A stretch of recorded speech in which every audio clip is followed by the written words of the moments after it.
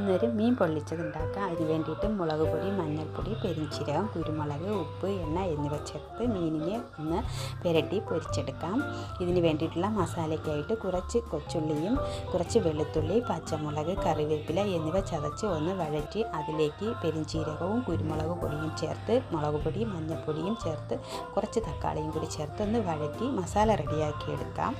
ഒരു ഇല വാട്ടിയെടുത്തതിന് ശേഷം കുറച്ച് സവാളയും കറിവേപ്പിലയും പച്ചമുളകും വെച്ച് കൊടുത്ത് മീനിനെ നമുക്ക് കുറച്ച് മസാലയും കൂടി ചേർത്തിട്ട് മീനെടുത്ത് വെച്ച് കൊടുക്കാം. മീനിൻ്റെ രണ്ട് സൈഡിലും കുറച്ച് നാരങ്ങാനീര് ഇറ്റിച്ച് കൊടുക്കാം. മീനിൻ്റെ പുറത്തും കുറച്ച് മസാല ചേർത്ത് കുറച്ച് സവാളയും കൂടി വെച്ച് ഇല നന്നായിട്ട് മടക്കി കെട്ടി ഒരു 10 മിനിറ്റ് കുറച്ച് എണ്ണ പാനിലേക്ക് ഒഴിച്ച് ഒന്ന് അടച്ച് വെച്ച് നന്നായിട്ട് വേവിച്ചെടുക്കാം. കുറച്ച് നേരം ഇരുന്നതിന് ശേഷം ഇതെടുക്കുമ്പോഴാണ് അതിലേക്ക് മസാലയെല്ലാം നന്നായിട്ട് പിടിച്ച് വളരെ രുചിയായിട്ടുള്ള ഒരു മീൻ പൊള്ളിച്ചത് കിട്ടുക. എല്ലാവരും ഒന്ന് ട്രൈ ചെയ്ത് നോക്കും.